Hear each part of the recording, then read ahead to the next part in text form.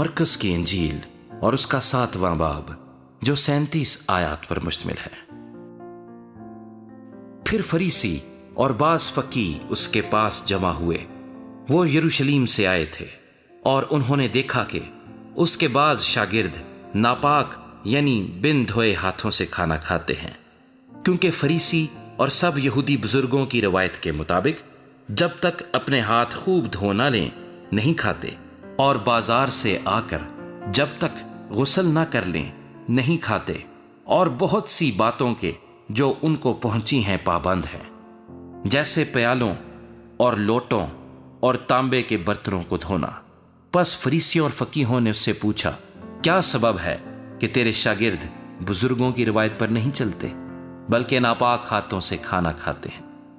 उसने उनसे कहा, येसाया ने तुम रियाकारों के हक में क्या खूब नबूवत की, जैसा कि लिखा है, ये लोग होंठों से तो मेरी ताजीम करते हैं लेकिन इनके दिल मुझसे दूर हैं, और ये बेफायदा मेरी परस्तिश करते हैं क्योंकि इंसानी अहकाम की तालीम देते हैं। तुम खुदा के हुक्म को तर्क करके आदमियों की रवायत को कायम रखते हो। और उसने उनसे कहा, तुम अपनी रवायत को मानने के लिए खुदा के हुक्म को बिल्कुल रद्द कर देते हो, क्योंकि मूसा ने फरमाया है कि अपने बाप की और अपनी माँ की इज्जत कर, और जो कोई बाप या माँ को बुरा कहे वो जरूर जान से मारा जाए। लेकिन तुम कहते हो, अगर कोई बाप या माँ से कहे कि जिस चीज का तुझे मुझसे फायदा पहुंच सकता था वो कुर्बान यानी खुदा की नजर हो चुकी, तो तुम उससे फिर बाप या माँ की कुछ मदद करने नहीं देते। यूं तुम खुदा के कलाम को अपनी रवायत से जो तुमने जारी की है बातिल कर देते हो और ऐसे बहुतेरे काम करते हो।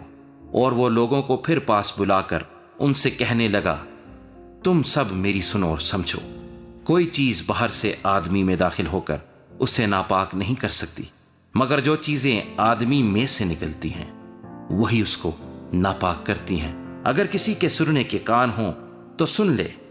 और जब वो भीड़ के पास से घर में गया तो उसके शागिर्दों ने उससे इस तमसील के मानी पूछे। उसने उनसे कहा, क्या तुम भी ऐसे बेसमझ हो?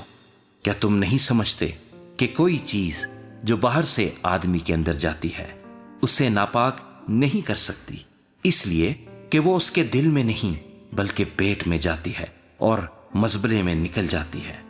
ये कहकर उसने तमाम खाने की चीजों को पाक ठहराया। फिर उसने कहा, जो कुछ आदमी में से निकलता है वही उसको नापाक करता है, क्योंकि अंदर से यानी आदमी के दिल से बुरे ख्याल निकलते हैं, हराम कारियां, चोरियां, खूनरेजियां, जिनाकारियां, लालच, बदियां, मकर, शहवत परस्ती, बदनजरी, बदगोई, शेखी, बेवकूफी, ये सब बुरी बातें अंदर से निकलकर आदमी को नापाक करती हैं। फिर वहां से उठकर सूर और सैदा की सरहदों में गया और एक घर में दाखिल हुआ और ना चाहता था कि कोई जाने, मगर पोशीदा ना रह सका, बल्कि फिलफौर एक औरत जिसकी छोटी बेटी में नापाक रूह थी उसकी खबर सुनकर आई और उसके कदमों पर गिर पड़ी। ये औरत यूनानी थी और कौम की सूरफेनी की। उसने उससे दरखास्त की कि बदरूह को उसकी बेटी में से निकाले। उसने उससे कहा, पहले लड़कों को सैर होने दे, क्योंकि लड़कों की रोटी लेकर कुत्तों को डाल देना अच्छा नहीं। उसने जवाब में कहा, हाँ खुदावंद, कुत्ते भी मेज के तले लड़कों की रोटी के टुकड़ों में से खाते हैं। उसने उससे कहा, इस कलाम की खातिर जा, बदरूह तेरी बेटी से निकल गई है। और उसने अपने घर में जाकर देखा कि लड़की पलंग पर पड़ी है और बदरूह निकल गई है। और वो फिर सूर की सरहदों से निकलकर सैदा की राह से दिकपुलस की सरहदों से होता हुआ गलील की झील पर पहुंचा। और लोगों ने एक बहरे को जो हकला भी था उसके पास लाकर उसकी मिन्नत की कि अपना हाथ उस पर रख।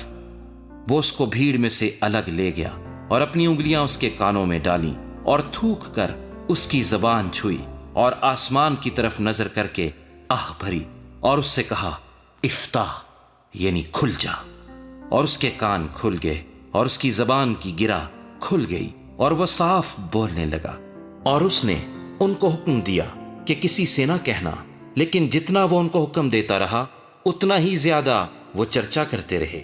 और उन्होंने निहायत ही हैरान होकर कहा, जो कुछ उसने किया سب اچھا کیا۔ وہ بہروں کو سننے کی اور گونگوں کو بولنے کی طاقت دیتا ہے۔